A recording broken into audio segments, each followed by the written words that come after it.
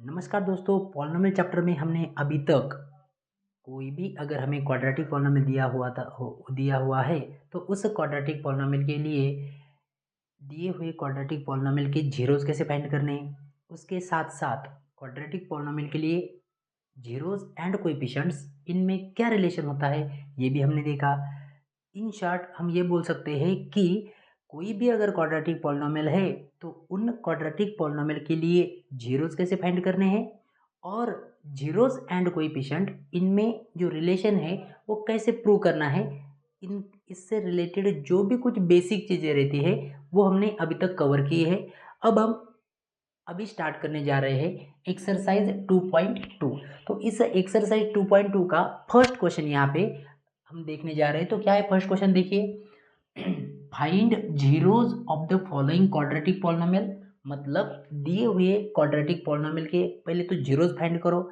Zeros find करने के बाद क्या करना है, वेरीफाई करना है। क्या वेरीफाई करना है, रिलेशनशिप। कौन सी relationship, relationship between zeros and coefficient.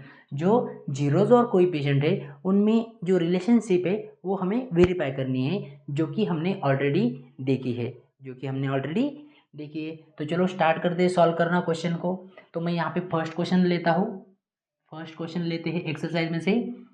First question है यहाँ पे, मैं यहाँ पे इसको डिनोट करता हूँ। इसमें एक्स वेरिएबल है इसलिए मैं यहाँ पे लिखता हूँ P of x is equal to X square minus 2x-8। ये है यहाँ पे क्वाड्रेटिक पॉलिनोमियल। तो अब हमें क्या करना है, हमें पहले तो फाइंड करने हैं इसके जीरोस। अब जीरोस फाइंड करने के लिए कौन कौन सी कंडीशन है, कौन कौन से स्टेप्स है, ये हमने ऑलरेडी देखा है। तो उसी का यूज़ करके अब हम यहाँ पे सॉल्व करने जा रहे हैं। मतलब दिए हुए क्वाड्रेटिक पॉलिनोमियल के अब हम फाइंड करेंगे जीरोस। तो जीरोस फाइंड करने के लिए कौन कौन से स्टेप थी। पहली स्टेप हमने देखी थी कि दिए हुए क्वाड्रेटिक पॉलिनोमियल के अगर हमें जीरो फाइंड करने हैं तो क्या करना है फर्स्ट स्टेप में लास्ट नंबर को फर्स्ट नंबर के कोएफिशिएंट के साथ में मल्टीप्लाई करना है। अच्छा, उसके पहले भी एक चीज को देखना जरूरी है। कौन सी चीज समझना जरूरी है कि जो हमें क्वाड्रेटिक पॉलिनोमियल दिया हुआ है क्या वो स्टैंडर्ड फॉर्म में है। अगर स्टैंडर्ड फॉर्म में है तो ही हम अप्लाई कर सकते हैं, नहीं तो अप्लाई नहीं कर सकते। स्टैंडर्ड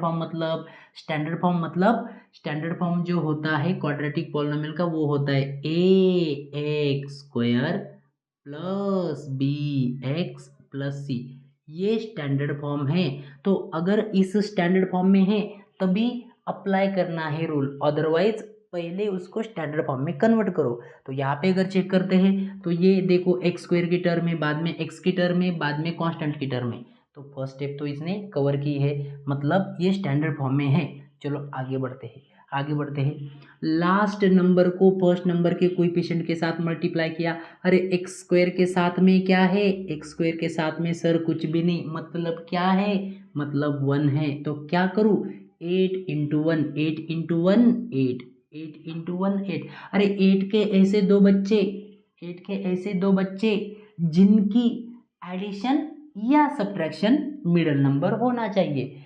8 के ऐसे दो बच्चे जिनकी एक तो एडिशन या सब्ट्रैक्शन हमें मिडल नंबर मिलना चाहिए। तो सर एडिशन करनी है या सब्ट्रैक्शन करनी है ये कौन बताएगा, ये हमें बताएगा जो लास्ट नंबर है उस नंबर के साथ में जो साइन है वो साइन। तो चलो यहाँ पे चेक करते हैं। पहले तो एक बार मैं देखता हूँ कि ऐसे कौन कौन से दो नंबर्स है जिनकी मल्टीप्लिकेशन 8 आती है। तो वो नंबर्स आते हैं 1 इंटू 8। दूसरा 1 के बाद 2 इंटू 4 8। इसके अलावा और कुछ, और 4 इंटू 2 ऑलरेडी कवर हो चुका है। तो इनकी मल्टीप्लिकेशन 8 है। सर अब हमें एडिशन करनी है या सब्ट्रैक्शन करनी है। देखो करो फोकस करो, इस नंबर के साथ में जो साइन है वो साइन क्या है, माइनस है। तो माइनस है मतलब मुझे दो नंबर की सब्ट्रैक्शन करनी पड़ेगी। अरे सब्ट्रैक्शन क्या आनी चाहिए, सब्ट्रैक्शन मिडल नंबर आना चाहिए। तो यहाँ पे अगर चेक करते हैं तो इनकी सब्ट्रैक्शन आती है 7, इनकी सब्ट्रैक्शन आती है 2। हमें क्या चाहिए? हमें चाहिए 2। तो इसको स्किप करते हैं, हटा देते हैं। जो ये 2 नंबर बचे हैं, अब ये हमारे आंसर में हमें यूज़ करने हैं। लेकिन सर इनको साइन कैसे क्या देनी है? मैं कुछ भी दे सकता हूँ, मैं कुछ भी दे सकता हूँ, लेकिन मुझे ये नंबर परमिशन नहीं देगा कुछ भी साइन देने के लिए। इस नंबर का कहना क्या है कि यहाँ पे अगर हमें -2x चाहिए, हमें -2x चाहिए, तो बड़े नंबर को होनी चाहिए माइनस साइन, छोटे नंबर को होनी चाहिए प्लस साइन। तो अब अगर देखा जाए तो -4 + 2, -4 + 2 हमें आंसर मिलता है -2, जो कि आता है मिडल नंबर। इसलिए हमें 2 फैक्टर मिल गए। क्या है 2 फैक्टर? देखो यहाँ पे देखो, मैं इसको लिखता हूँ x², यहाँ पे इसको लिखता हूँ +2x -4x और ये -8। अब इन दोनों में क्या कॉमन लूँ सर? तो इन दोनों में मुझे सिर्फ x ही दिखाई दे रहा है, तो x को मैंने बाहर लिया। तो अब क्या क्या बचा? अब बचा x+2। अब यहाँ पे अगर देखा जाए तो आगे क्या कॉमन लेता है? ज़्यादा दिमाग लगाना नहीं, ज़्यादा दिमाग लगाना नहीं। यहाँ पे आपको जो मिला उसको एज इट इज़ लिख लो। जैसे कि मैं लिखता हूँ यहाँ पे x+2। अब क्या करना है सर? अब यहाँ पे क्रॉस चेक करो। क्रॉस चेक मतलब यहाँ पे तो x है, यहाँ पे तो x से पहले क्या था? पहले 4x था, मतलब इस 4x का ये x बना और इस 8 का 2 बना। मतलब x को किससे मल्टीप्लाई किया तो 4x आएगा, और 2 को किससे मल्टीप्लाई किया तो 8 आएगा। तो मुझे नंबर मिल रहा है यहाँ पे 4। साइन क्या लो इसके साथ? साइन लो -4। लेकिन यहाँ तक छोड़ना है क्या? नहीं। क्या करना है सर? फिर से मल्टीप्लाई करके चेक करो कि क्या वही आंसर मिल रहा है, ऊपर की स्टेप आती है क्या? अगर आती है तो ठीक है, नहीं तो फिर से एक बार चेक करो। जैसे कि x into x, x² x into 2, x2 ज़ा 2x बराबर है -4 into x, -4 into x, -4x, -4 into 2 -8। Yes, correct answer है। चलो चलो चलो चलो चलो, माइनस के इधर, माइनस के इधर और माइनस के उधर, इधर और उधर क्या दिख रहा है? सेम क्या दिख रहा है? कॉमन क्या दिख रहा है? तो सर इसमें x+2 और इधर भी x+2 है। तो जैसे ही x+2 दिखा, लिखो उसको, लिखो उसको x+2। अरे x+2 लिखा तो इधर क्या बचा और उधर क्या बचा? चिल्लर। तो इधर क्या बचा? तो इधर बचा x, और उधर क्या बचा? तो उधर बचा -4। तो ये आ गए फैक्टर। लेकिन हमें क्या चाहिए? हमें चाहिए जीरोस। क्या चाहिए? जीरोस। तो मुझे अगर इनके जीरोस चाहिए तो जीरोस के लिए मैं क्या करूँगा? मैं इनको कंपेयर करूँगा जीरो के साथ। सर क्यों जीरो के साथ कंपेयर कर रहे हो? अरे जीरो चाहिए तो जीरो के साथ ही कंपेयर करना पड़ेगा ना। तो जीरोस फाइंड करने के लिए मैं लिखता हूँ x+2 इज इक्वल टू 0 और x-4 is equal to 0, and therefore we can say, अरे इधर 2 प्लस है, उधर जाके क्या होगा? -2। ये मुझे एक 0 मिल गया, और ये -4 है तो उधर जाके हो गया +4, तो ये मुझे दूसरा जीरोस मिल गया। तो यहाँ पे मैंने दिया हुआ जो क्वाड्रेटिक पॉलिनोमियल था, उस क्वाड्रेटिक पॉलिनोमियल को मैंने सॉल्व किया। उसके मुझे 2 सॉल्यूशन मिले। जो 2 सॉल्यूशन थे उनको मैंने यहाँ पे लिखा, तो ये हो गए जीरोस। अब मैंने आपको पहले भी बताया है कि जो दिए हुए क्वाड्रेटिक पॉलिनोमियल के जीरोस रहते हैं उनको डिनोट करना है अल्फा से और बीटा से।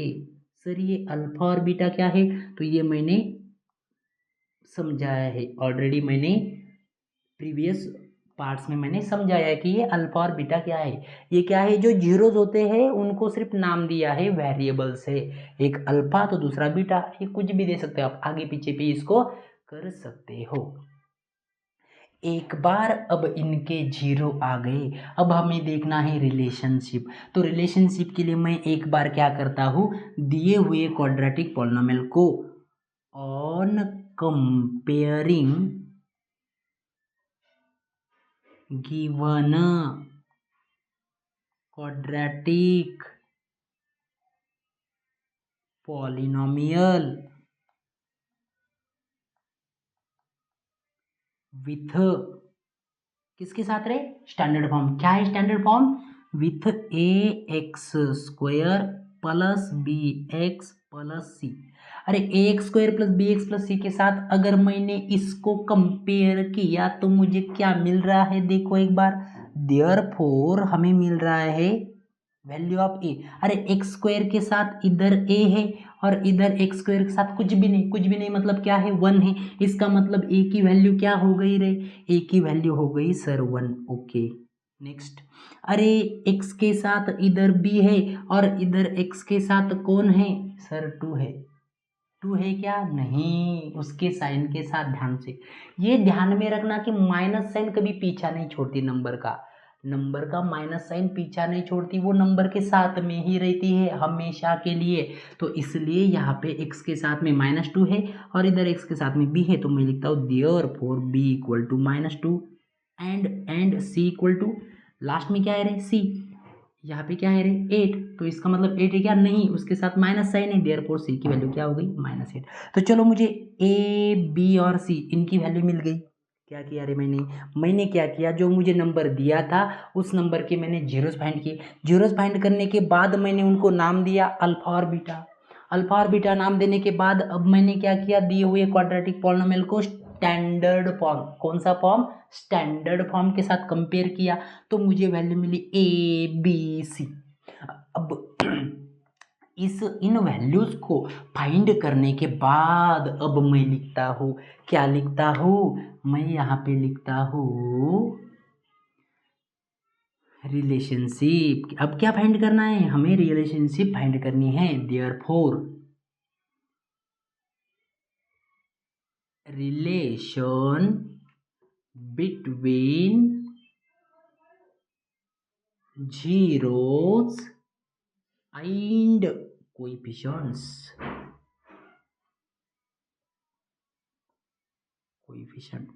फर्स्ट रिलेशनशिप, पहला रिलेशनशिप कौन सा है बेटा, कौन सा है पहला relationship, that is sum of zeros. Sum of zeros, तो ये तो हमने देखा था। सम ऑफ जीरोस क्या है, सम ऑफ जीरोस मतलब माइनस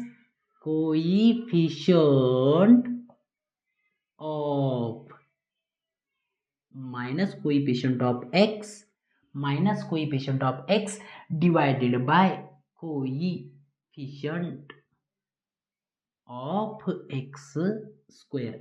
अरे sum of zeros is equal to minus sign, क्या है, माइनस साइन और coefficient of x divide by coefficient of x square.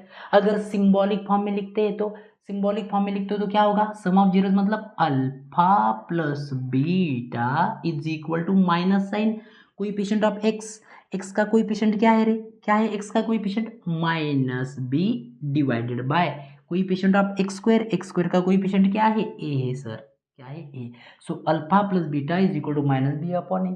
चलो हमारे पास अल्फा और बीटा की वैल्यू है, क्या है, अल्फा की वैल्यू -2 और ये है 4, तो मैं यहाँ पे लिखता हूँ -2 + 4, ये हो गई लेफ्ट साइड। राइट साइड में क्या आएगा रे, राइट साइड में क्या आएगा, minus sign as it is.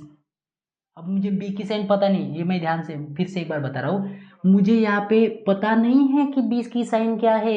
ये माइनस साइन मैंने जहाँ यहाँ पे जो माइनस साइन थी वो पहले लिखी, अब मैं बी की वैल्यू लिखूंगा। बी की वैल्यू क्या है, अब देख रहा हूँ मैं बी की वैल्यू, तो ध्यान से देखा तो मुझे बी की वैल्यू नजर आई -2, तो अब मैं लिखूंगा ब्रैकेट में -2। कभी भी जो नंबर निगेटिव रहता है उसको ब्रैकेट में रखना है, अच्छी हैबिट होती है। तो यहाँ पे ये होगा -2। अरे ए की वैल्यू क्या है, ए की वैल्यू है 1, ए की वैल्यू क्या है 1। तो हमें क्या करना है, हमें वेरीफाई करना है। वेरीफाई मतलब वो ऑलरेडी रहता है, सिर्फ वेरीफाई करना है कि बराबर है क्या, इक्वल है क्या। अगर इक्वल नहीं आ रहा तो समझ लेना हमारा कहीं तो भी गलत हो गया, हमारा कहीं तो भी गलत हो गया, इसलिए ध्यान से सॉल्व करना है। तो -2 + 4, -2 + 4 आंसर इज इक्वल टू 2, और इधर भी क्या आएगा, minus minus that is plus, minus minus एन कट हो जाएगी और यहाँ पे होगा, इसका मतलब क्या हो गया, इधर भी 2 इधर भी 2, तो ये वेरीफाई हो गया। मतलब सम ऑफ जीरो जो रिलेशन है वो वेरीफाई हो गया। चलो दूसरा देखते हैं। अभी दूसरा रिलेशन क्या है, दूसरा रिलेशन है यहाँ पे प्रोडक्ट ऑफ जीरोस। तो प्रोडक्ट ऑफ जीरोस क्या है, प्रोडक्ट ऑफ जीरोस है constant upon coefficient of x square, coefficient of x square.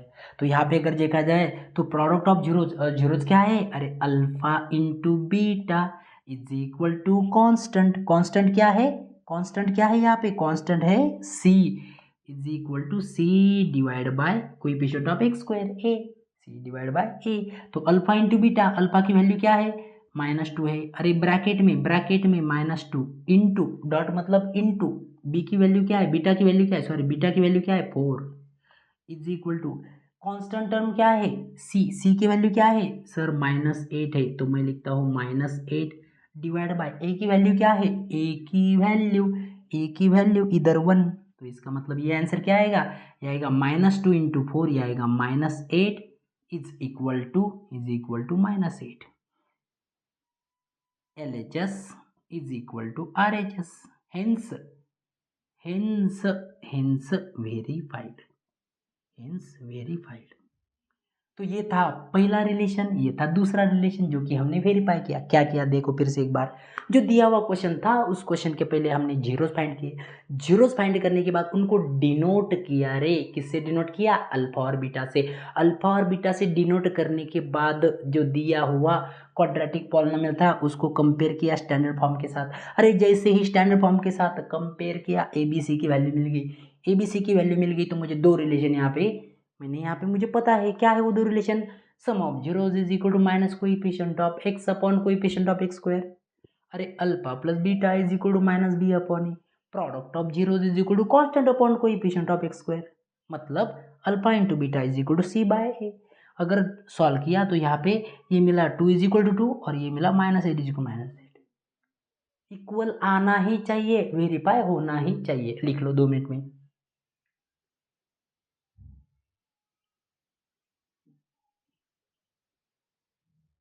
चलो अब यहाँ पे सॉल्व करते हैं दूसरा क्वेश्चन, सॉल्व करते हैं दूसरा क्वेश्चन। अब हमें यहाँ पे समझ में आ गया, हमने इसके पहला जो पार्ट है उसमें भी देखा हमने कि कोई भी क्वाड्रेटिक पॉलिनोमियल होता है तो उसको कैसे फैक्टराइज करते हैं, कौन कौन सी चीज़ों को ध्यान में रखना पड़ता है, ये हमने अभी तक अच्छी तरीके से देखा है। चलो यहाँ पे मैं दूसरा क्वेश्चन सॉल्व करने जा रहा हूँ।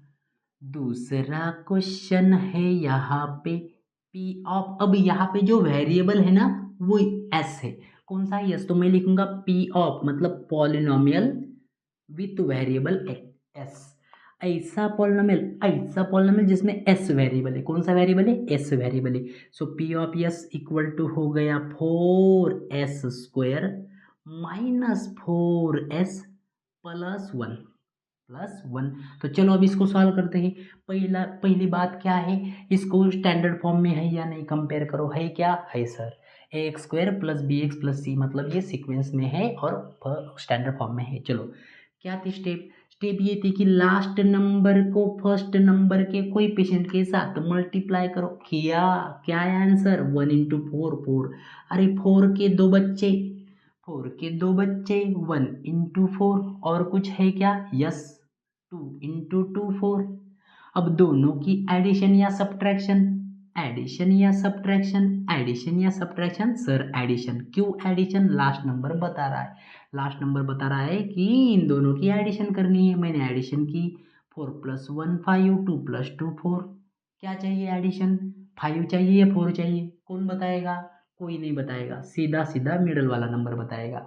तो मिडल वाले नंबर ने बताया कि यहाँ पे 4 चाहिए, इसलिए इसको मैंने हटा दिया, और ये 4 चाहिए। अब 4 चाहिए तो मैंने इसको अगर प्लस माइनस लिखा तो हो नहीं सकता, वो तो पॉसिबल नहीं, दोनों की साइन सेम चाहिए, तो सेम मतलब एक तो माइनस या प्लस, कौन बताएगा, वही बताएगा जिसने एडिशन या सब्ट्रैक्शन बताई, वही बताएगा कि क्या साइन है। साइन मुझे चाहिए माइनस, इधर भी माइनस इधर भी माइनस, अरे दो फैक्टर मिल गए, मैंने लिखा रे मैंने 4x² -2s +1। अरे जैसे ही ये मिला अब क्या करूँगा मैं, अब यहाँ पे इन दोनों में देखूंगा कॉमन, तो इनमें कॉमन क्या आता है देखो, 2 यहाँ पे भी है और अगर आपको दिख रहा है तो यहाँ पे भी 2 है, मतलब इसको भी 2 से डिवीजन होता है, तो मैं 2 को भी और s को भी कॉमन ले सकता हूँ। तो 2s कॉमन लिया तो अब मुझे क्या मिलेगा, तो 2 ने किसको मल्टीप्लाई किया तो 4 आता है, तो 2 और ये s और ये s into S square, okay, minus, अरे ये 2s है तो 2s ने किसको मल्टीप्लाई किया तो 2s आता, 2s ने किसको मल्टीप्लाई किया तो 2s आता, सर 1 को मल्टीप्लाई किया तो 2s आता है। चलो एक बार क्रॉस चेक करो, सही तो नहीं, कुछ गड़बड़ तो नहीं।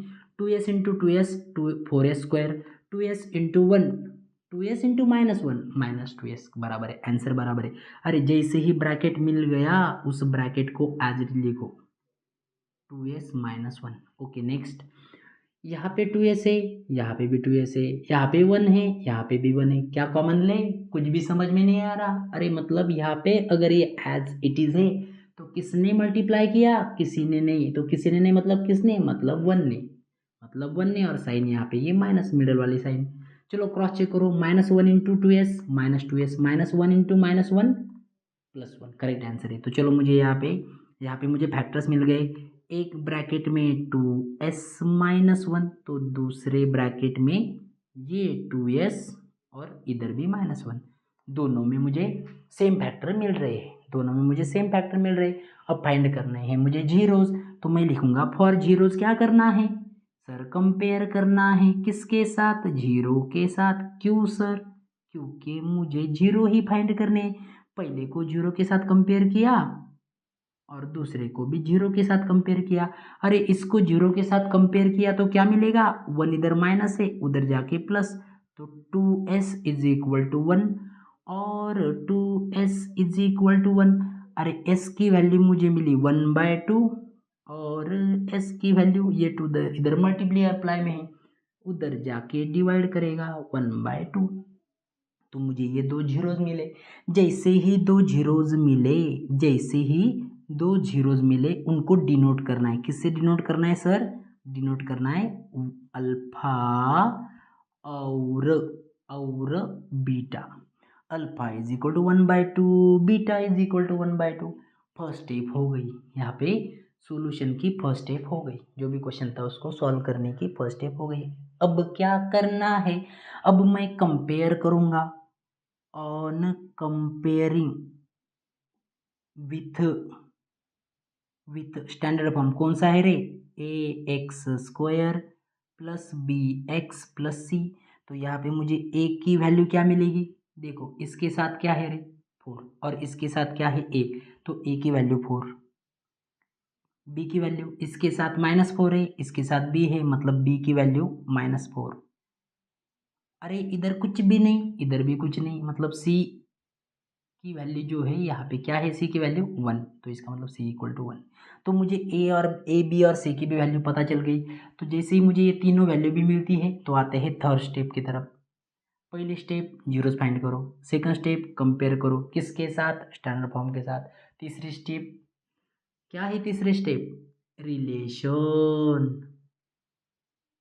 बिटवीन अरे zeros and coefficients, relation between the zeros and coefficient. चलो पहला रिलेशनशिप क्या है, क्या है सर, ये है sum of zeros, sum of zeros is equal to, sum of zeros is equal to minus coefficient of, coefficient किसका, अब यहाँ पे x² लिखो क्या, नहीं, क्यों नहीं, क्योंकि ये पॉलिनोमियल किस में है, पॉलिनोमियल एस वेरिएबल में है, एक्स वेरिएबल में है क्या, नहीं।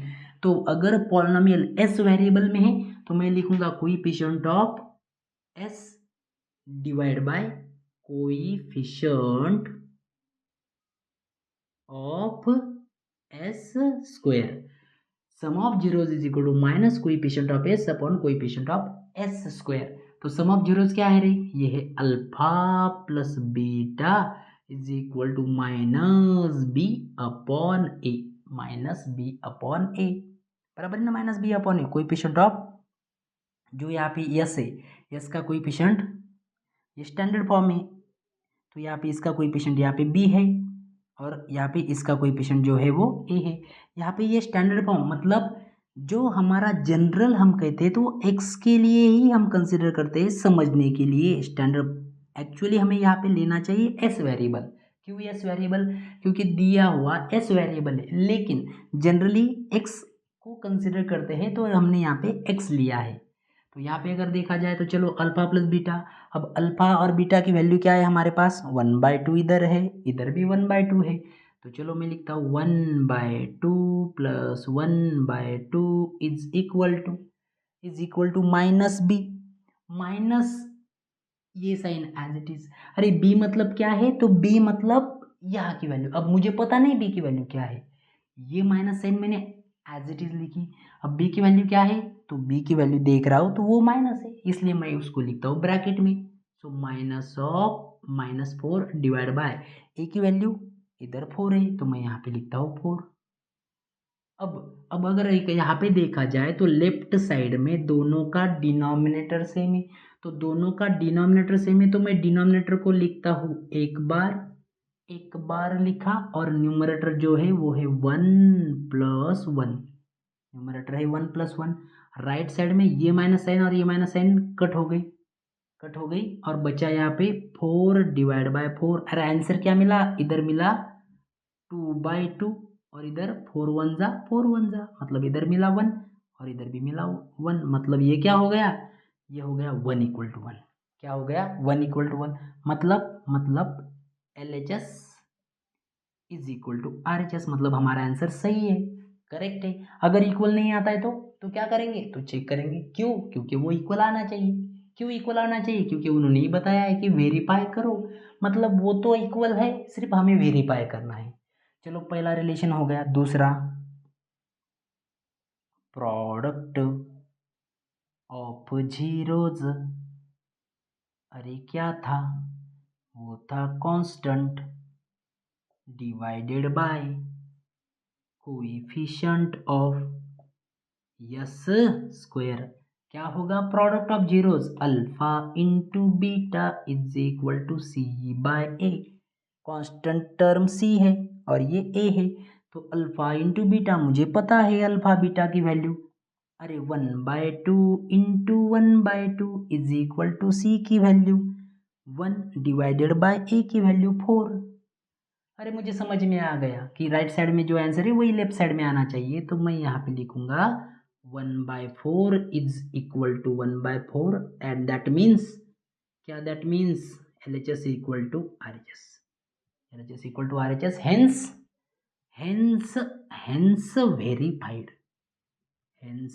वेरीफाइड। हमने वेरीफाई यहाँ पे कर लिया। तो इस तरीके से इसको सॉल्व करना है, 2 मिनट में लिख लो।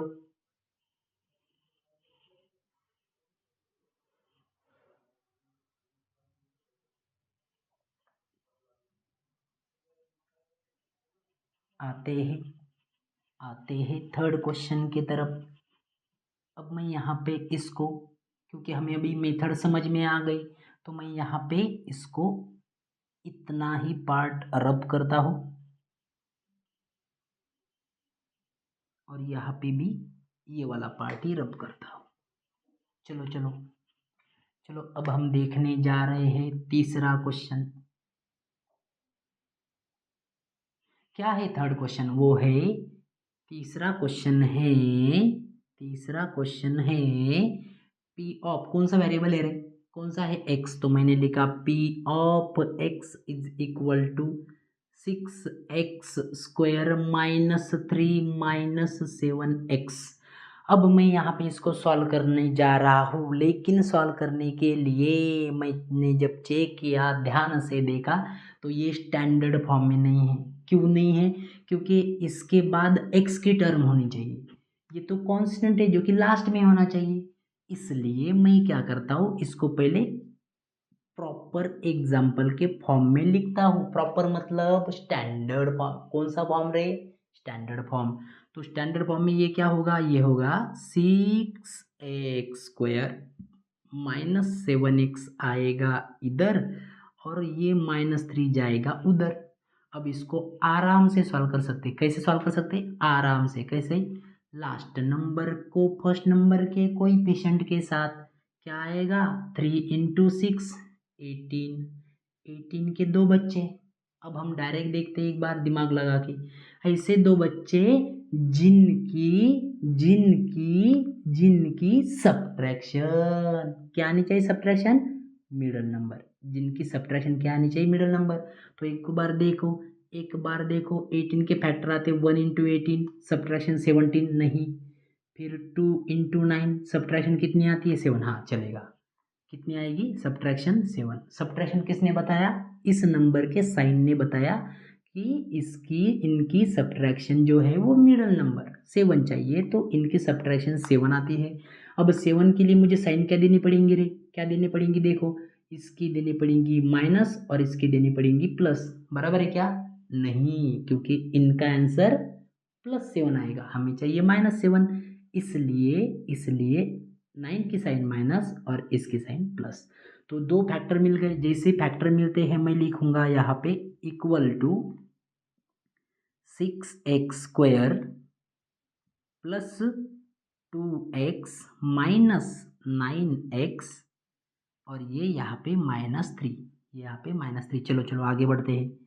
अब इन दोनों में क्या कॉमन लेंगे, इन दोनों में अगर देखा जाए तो 2 से इसको डिवीजन होता है क्या, वो देखो, अरे सिंपल, दोनों में जो छोटा नंबर है पहले उसको देखो और उससे बड़े नंबर को डिवीजन होता है क्या वो देखो, अगर होता है तो फिर छोटे नंबर को हम आराम से कॉमन ले सकते हैं। गलत भी हो गया तो कोई दिक्कत नहीं है, क्यों, क्योंकि हम क्रॉस चेक करेंगे कि हमारा आंसर सही है या नहीं। जैसे कि मैंने यहाँ पे लिया कॉमन 2x, अब 2x को कॉमन लिया मैंने, अब मुझे समझ में नहीं आ रहा, मुझे दिक्कत आ रही है, मेरे पास इतना दिमाग नहीं है कि मैं क्या कॉमन आएगा वो यहाँ पे समझ में आए, इसलिए मैं थोड़ा सा दिमाग लगाऊंगा और मैं चेक करूंगा कि 2x को किससे मल्टीप्लाई किया तो 6x² आता, 2 ने किसको मल्टीप्लाई किया तो 6 आता है सर, 2 ने 3 को मल्टीप्लाई और x इंटू ये x प्लस ये 2x यहाँ पे भी है और उसको मैंने कॉमन लिया, मतलब 2x ने किसको मल्टीप्लाई किया तो ये आता, तो इसने 1 को मल्टीप्लाई करने के बाद जैसे ही ब्रैकेट आ गया, अरे लिख लो आंख बंद करके, कैसे, आंख बंद करके उसको लिख लो। अब यहाँ पे अगर देखा जाए तो 1 है और 3 है, 1 है और 3 मतलब समझ में आ रहा है कि डायरेक्टली 3 को बाहर लिया है, साइन मिडल नंबर की साइन माइनस, क्रॉस चेक 3 3 जा -9, 3 -3 इंटू 1 -3 बराबर है। चलो अरे एक ब्रैकेट में 3x + 1 तो दूसरे ब्रैकेट में 2x - 3, जैसे ही 2 फैक्टर मिले जीरोस के लिए क्या करना है, फॉर जीरोस कंपेयर करो इनको जीरो के साथ, 3x + 1 = 0 और 2x - 3 = 0, देयरफॉर 3x = -1, इधर प्लस है उधर जाके माइनस, और 2x = ये -3 है उधर जाके +3, मतलब मुझे x की वैल्यू मिली यहाँ पे -1/3 और यहाँ पे मुझे x की वैल्यू मिली 3/2, 3/2। देखो 3 ने इधर मल्टीप्लाई किया है उधर जाके डिवाइड और 2 ने इधर मल्टीप्लाई किया है उधर जाके डिवाइड, तो ये मिल गए मुझे 2 जीरोस, डिनोट करने हैं अल्फा से और बीटा से।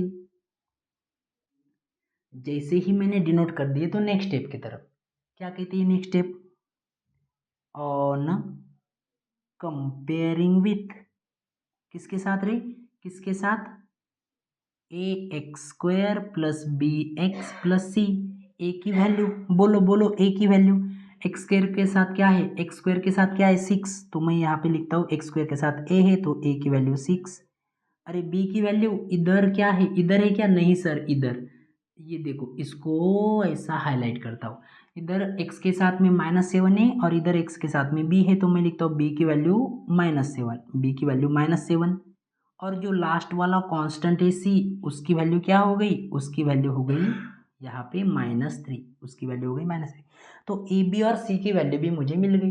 पहला रिलेशन है sum of zeros minus coefficient of X, अब यहाँ पे एक्स एस आएगा क्या, नहीं, यहाँ पे क्या आएगा, यहाँ पे आएगा क्योंकि वेरिएबल एक्स है तो मैं लिखूंगा coefficient of X divide by coefficient of x², उसी तरीके से यहाँ पे भी constant divide by coefficient of x², तो यहाँ पे देखो alpha plus beta is equal to minus B by A, और यहाँ पे alpha into beta is equal to C by A,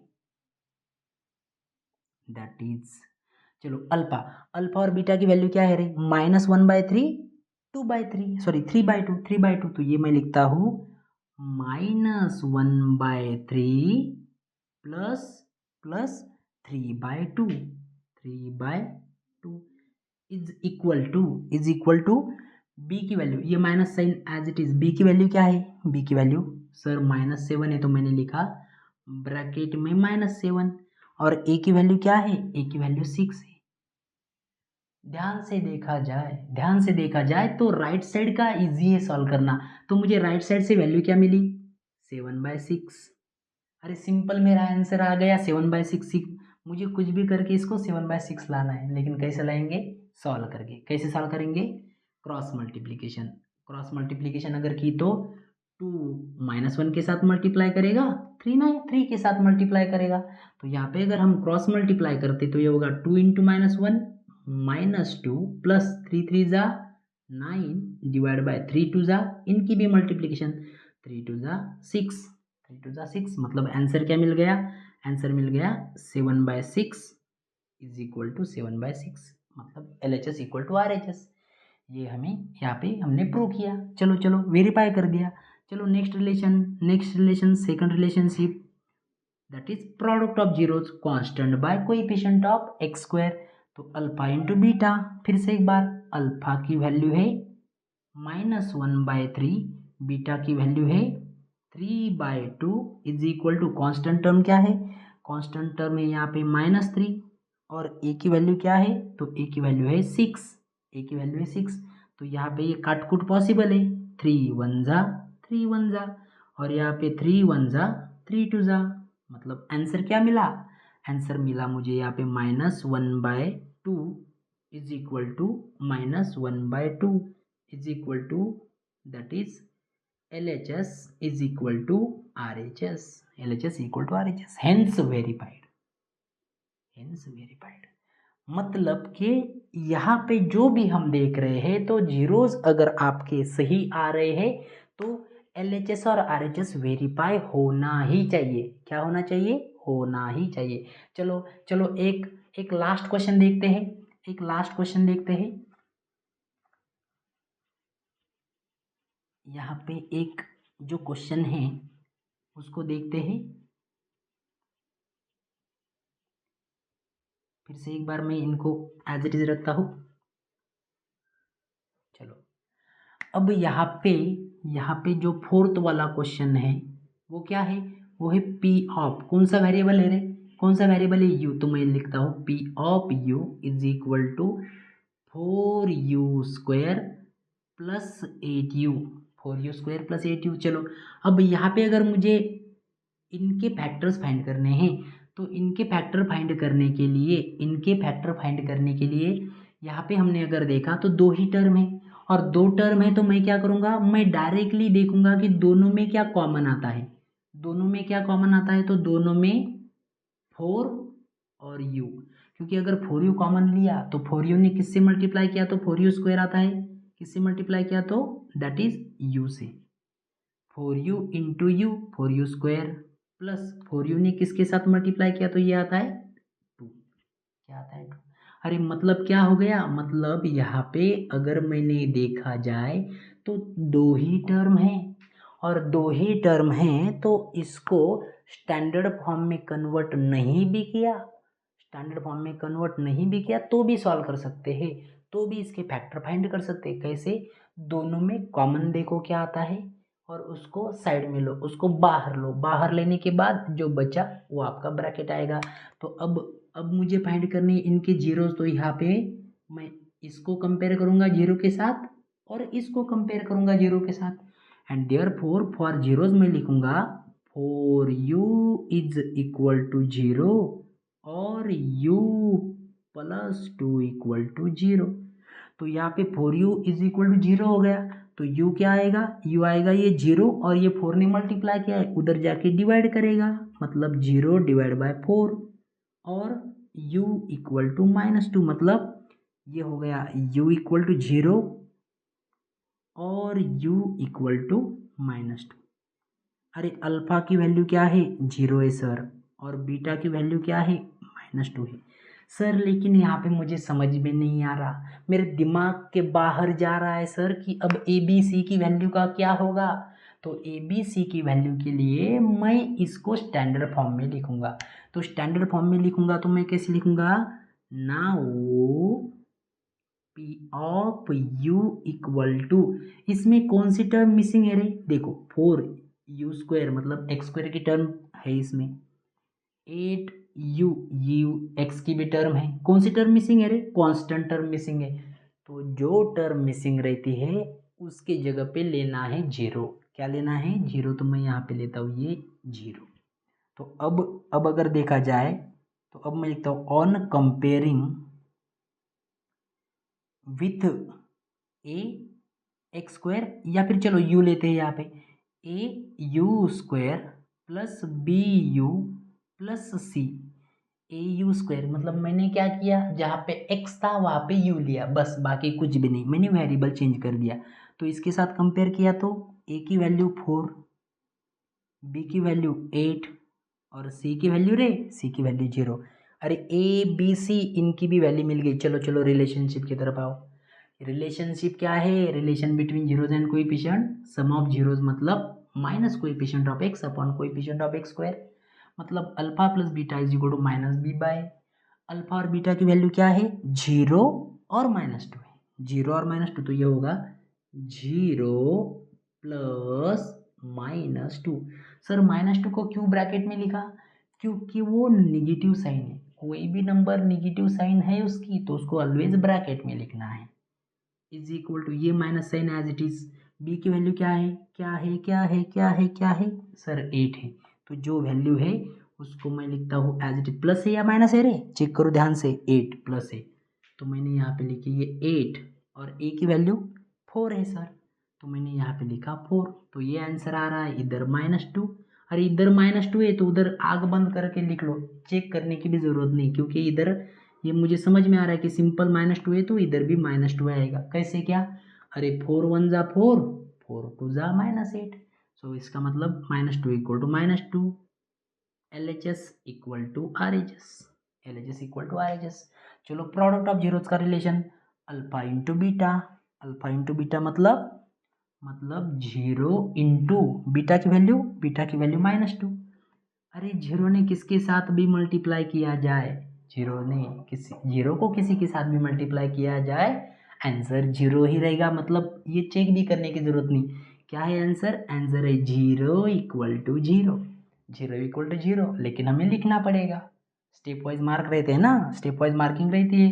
तो सी की वैल्यू क्या है, सी की वैल्यू है 0 और ए की वैल्यू है 4।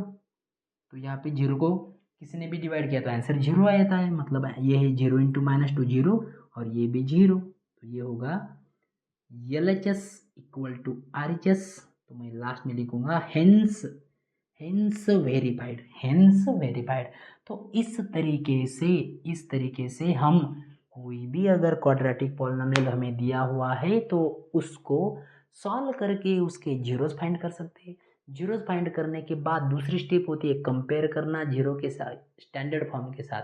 सर क्या है स्टैंडर्ड फॉर्म, स्टैंडर्ड फॉर्म है ax² प्लस किधर गया रे, इधर ए यू क्योंकि यहाँ पे यू वेरिएबल है। नॉर्मल स्टैंडर्ड फॉर्म क्या कहता है ax² plus bx plus c।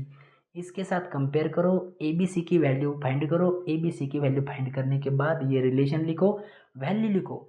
अगर डाउट लग रहा है, कुछ डिफिकल्ट लग रहा है, कुछ एग्जाम्पल ये इसके बाहर का आ गया और थोड़ा सा भी डाउट लगा, तो जो लेफ्ट साइड और राइट साइड में जो आपको वैल्यू इजी लगती है, जो सॉल्व करना इजी लगता है, पहले उसको सॉल्व करो, फिर चेक करो कि दूसरा भी आंसर उसके जैसा आना ही चाहिए, लेकिन वो सही होना चाहिए, नहीं तो वो भी गलत ये भी गलत, ऐसा नहीं होना चाहिए।